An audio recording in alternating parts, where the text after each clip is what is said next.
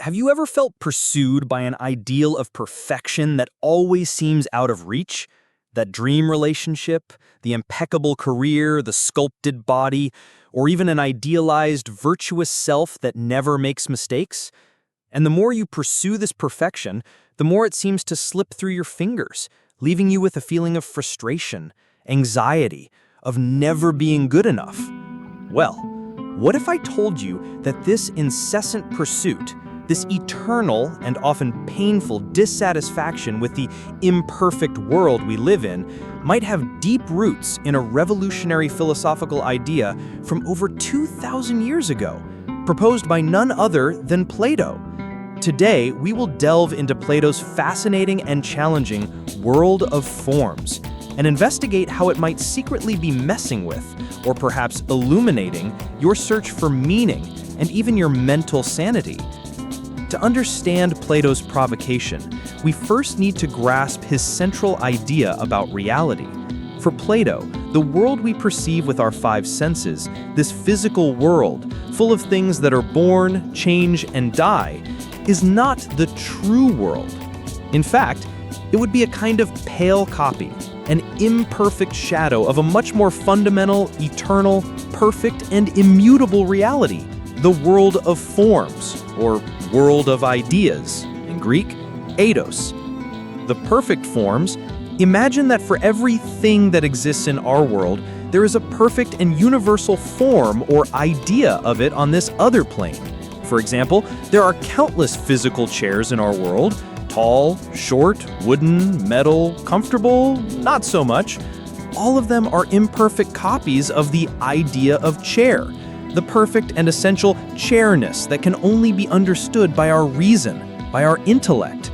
And this doesn't just apply to objects.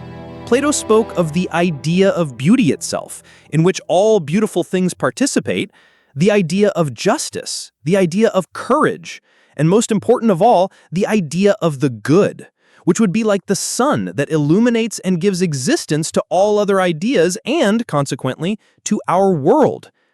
The soul and knowledge. How do we access this world of forms since it's not through the senses? Plato would say it's through pure reason, philosophy, dialectic. He believed that our soul, before incarnating in this body, already had contact with these perfect forms, and that true knowledge is a kind of reminiscence, a remembrance of these eternal truths. Sounds like a trip? Maybe a little.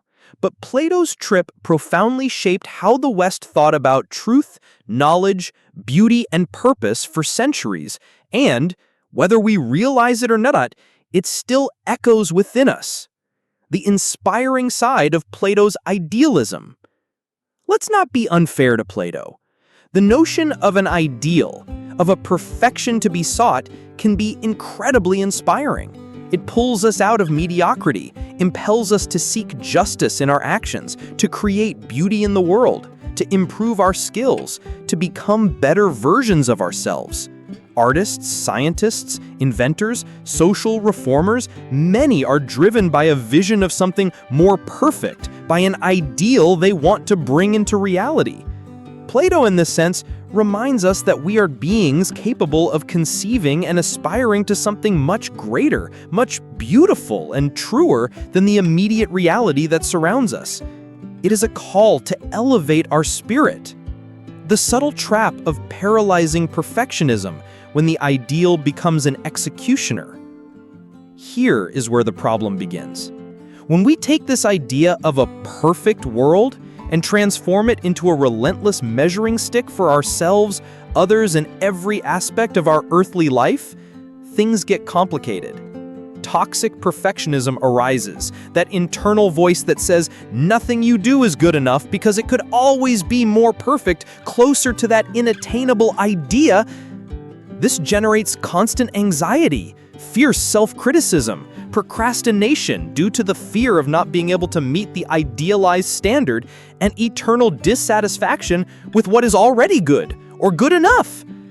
If only the perfection of the forms will suffice, and this perfection is by definition unattainable in this world of shadows, we are condemning ourselves to chronic frustration. And what about our mental health? This pursuit of perfection also contaminates our relationships. How many times do we project the perfect idea of a romantic partner, a loyal friend, a harmonious family, and then become bitterly disappointed by the very human imperfections of the real people around us? Does the pursuit of ideal love or ideal friendship prevent us from building and valuing real and possible loves and friendships with all their imperfect beauty? Meaning, in the world of shadows, a great question. If the true world, the most real and valuable, is the world of forms, then what does that mean for the meaning of our existence here, in this sensible world, which Plato considered a mere copy? For Plato, the meaning of the philosopher's life, and by extension, of every human being who seeks wisdom, would be to elevate the soul through reason and virtue toward this intelligible world of forms, seeking to contemplate truth, beauty, and good in their purity. It is a journey of spiritual and intellectual ascent. But how do we translate this to our daily lives, to our earthly struggles and joys, without ending up devaluing our concrete existence, the small beauties, the imperfect loves, the learnings that precisely come from our flaws and stumbles in this world of shadows? This is the big question that remains. Finding balance, guiding stars, not rigid copies. So, are we stuck in this dilemma? Either we love the ideal and hate the real, or we deny the ideal and content ourselves with mediocrity? I think Plato, even with his focus on the world of forms, offers us clues for a more balanced path, especially if we read him with 21st century eyes. Plato's ideas of justice, beauty, good, truth can be seen not as rigid models that we have to copy perfectly, which is impossible, but as guiding stars on the horizon, lighthouses that guide us in the darkness. They give us a direction for where we want to go, a standard to inspire us to be better, to create more beautiful things, to act more justly. But the journey is here, in this imperfect sea, and every small step in the direction of the light already has its value. Perhaps true wisdom in our world is not to achieve the absolute perfection of the forms, but rather to love, value, and find beauty in imperfection, in our own imperfection, in that of others, in life as it is. Here, we can complement Plato with other wisdoms, such as that of the Stoics, accepting what we cannot change, or even the Japanese philosophy of Wabi-Sabi, the beauty of the imperfect, impermanent, and incomplete. Cultivating self-compassion in the face of our failures in relation to the Platonic ideal is fundamental for our sanity. We are beings in process, learning, not finished forms. Instead of focusing only on the abysmal distance that separates us from the perfect ideal, how about valuing the journey of learning and growth, the genuine effort towards the best possible in each situation? Plato himself said that the beautiful things in our world participate in the idea of beauty. So instead of just lamenting that we don't have perfect beauty, we can learn to recognize and celebrate the glimpses, the echoes of this beauty, this justice, this good, in their imperfect and everyday manifestations around us. In a gesture of kindness, in a work of art that touches us, in a moment of deep human connection, in nature. These can be portals to a very real and present meaning. Practical steps to embrace imperfection and find meaning. Bringing it into practice, how can we use these reflections to alleviate the pressure of the ideal and find more peace and meaning? Challenge your perfectionism with kindness. When that critical voice of perfectionism attacks, ask yourself, what is the real cost of this incessant pursuit of perfection in my life? What am I losing while pursuing an unattainable ideal? Wouldn't just good enough already be a great step forward and a source of joy? Practice active gratitude for what is, not for what should be. Instead of focusing on what's missing to achieve the ideal, train your eyes to appreciate and be grateful for what you already have, what you already are, the small, imperfect beauties and blessings of your daily life. Celebrate progress, not just perfection. Be your #1 fan. Recognize and celebrate your small advances, your efforts, your attempts, even if the result isn't perfect. The journey is made of steps, and every step in the right direction deserves to be valued. Remember your humanity. You are a work in progress, not a Greek statue. Allow yourself to make mistakes, to fail, to be vulnerable. This is part of being human in this imperfect world. We're not ideal forms walking on Earth. We are flesh and blood beings learning and evolving.